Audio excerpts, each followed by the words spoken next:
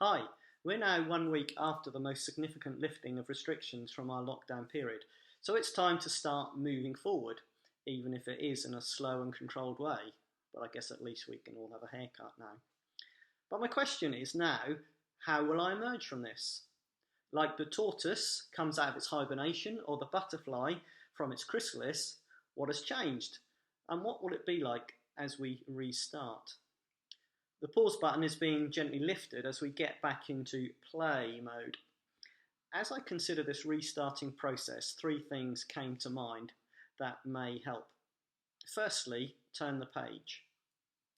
One of the Sunday services we listened to, the speaker quoted Louis Giglio. Now, he's a writer and pastor of Passion City Church in Atlanta. And he quoted a talk that Louis gave where he suggested that as we come out of lockdown, it's time to turn to the next page to see what God has in store for us. In essence, he's saying this forced pause on our lives gives us a chance to say what and or where is the next chapter of our life. What will happen when I turn the page?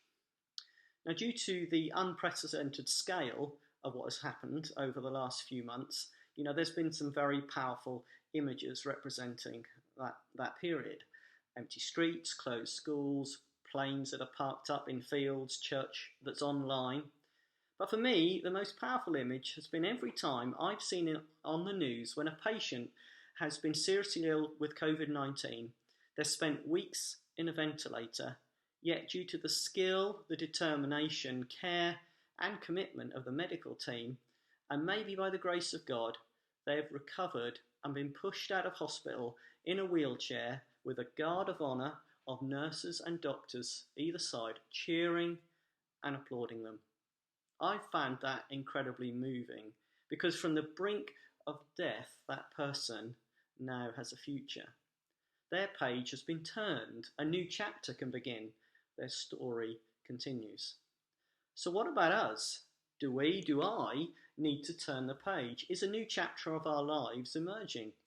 Has lockdown caused you to reflect, to pray and rethink the next chapter of your life? Secondly, be prepared for bold steps. As I thought about what could lay ahead, I was reminded of an Old Testament story that prompted me to think about how our view of that can be distorted and therefore affect how we approach the future.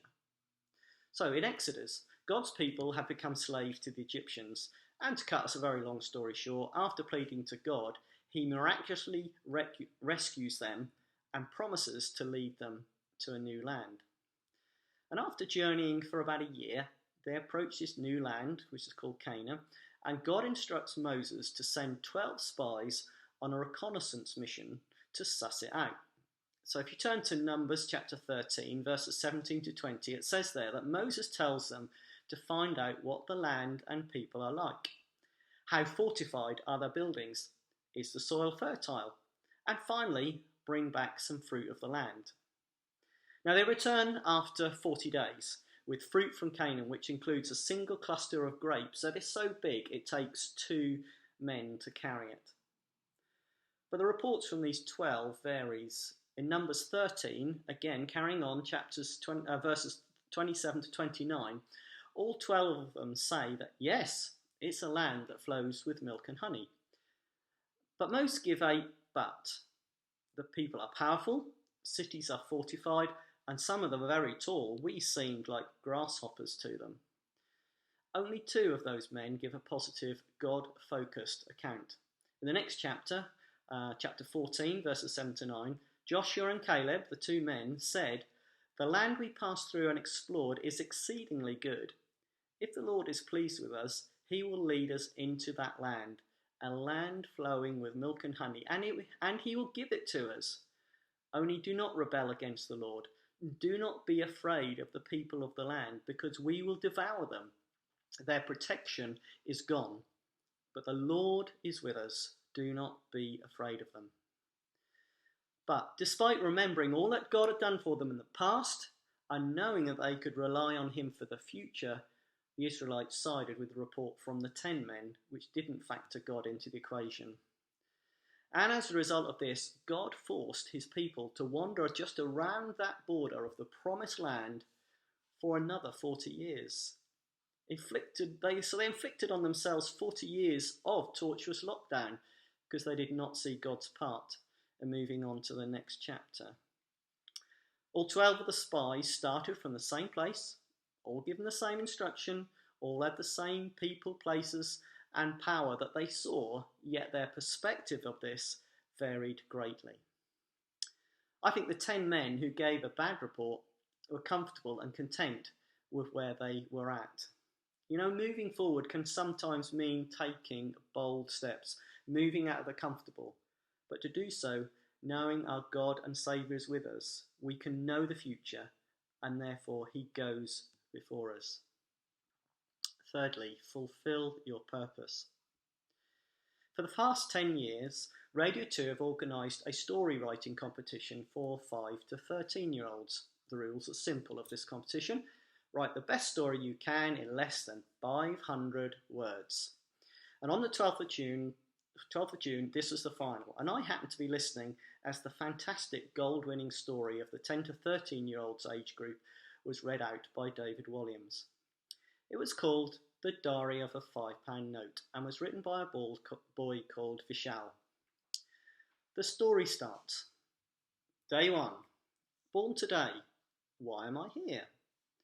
All I know, I emerged from this machine which printed 2 ugly images on me. Not the look I would have chosen. Day 3. Today I was inside another machine. I met loads of other notes just like me. Discovered they called us fivers. Loved it. Cosy, warm and friendly. But the next second I get shoved out of a tiny slot into the cold and some grubby hand stuffed me into a pouch. Well, Vishal's Diary of a £5 Note tells us how the note gets pushed and passed into numerous pockets, purses and experiences over hundreds of days. With all this changing in its ownership, the £5 note keeps coming back to that initial question, why am I here? The story ends with the £5 note explaining how its latest owner is walking through a park and stumbles across an old man who has ragged clothes and sat on a crumpled sleeping bag on the floor. Vishal then finishes his story like this. In desperation, he begged, "Any change, mate?" I was handed over. The man started sobbing gently. He wept, "You've just saved my life, mate." My owner smiled. And finally, I think I know why I'm here. It's a big question. Why am I here? What's my purpose in life? For those of us who know Jesus in our life, we know our purpose is designed and created by him. But God has given us gifts and abilities, and we each need to know that they are used in the way that pleases him. As we emerge from this time, we need to ensure that we fulfill our purpose in our thinking, in our speaking, our actions, so that we can firstly honour God, but secondly demonstrate his love to our family, friends and community. So, 3 questions to think about as we consider how we emerge from lockdown. Is it time for us to turn the page into another chapter? Do we need to be prepared to take bold steps? And lastly, are we fulfilling our purpose? Think of it this way. Since I've brought my phone here, I've downloaded apps and personalised it with how I like to use it. But like any digital device, it has an option to reset to factory settings. If I select this, it would clear out all of my interventions and get it back to how it came from the factory, clean and uncluttered. Maybe at times we need to reset our spiritual lives in the same way. Get back to the Maker's design, uncluttered and set up in a format that he would want for us, to be more God-focused. Maybe this is not a change in direction we need to make, but a change in attitude and action. And on that note, let me share a final personal thought.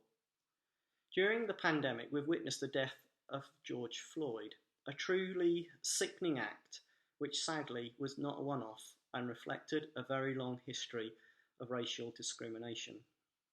3 weeks ago, Sue and I listened to Chris Kandaya, a Christian speaker, and he was speaking at Ben and Esther's church on their online service. And in that talk, he gave 5 reasons why racism is wrong. One of them being that it's a denial of the gospel. The gospel of Jesus says everyone is loved the same, no matter what their colour of skin they have. And as I consider all that, I know that at times I've sadly and wrongly shown an unconscious bias to people of colour. Even as a Christian, I know I've been guilty of this. So part of my emerging from this time is to strive to see the person, not the skin colour, not the race, not the ethnicity, the age, the sexual orientation, the religion, the abilities, the disabilities. In other words, to see the person as Jesus would. I need to show that God's family, the church, is a place of love, acceptance, and support to everyone. So in conclusion, I want to read a prayer that the Apostle Paul wrote to the church at Ephesus. May it be a blessing and encouragement to you as it reminds us of the one who can be secure in our hearts and will be to us more than we can even ask or imagine as we do emerge from this time. Paul prays, I pray that out of his glorious riches he may strengthen you with power through his Spirit in your inner being, so that Christ may dwell in your hearts through faith. And I pray that you, being rooted and established in love, may have power, together with all the Lord's holy people, to grasp how wide and long and high and deep is the love of Christ, and to know this love that surpasses knowledge, that you may be filled to the measure of all the fullness of God. Now to him who is able to do immeasurably more than all we ask or imagine, according to his power that is at work within us, to him be glory in the church and in Christ Jesus throughout all generations, forever and ever. Amen.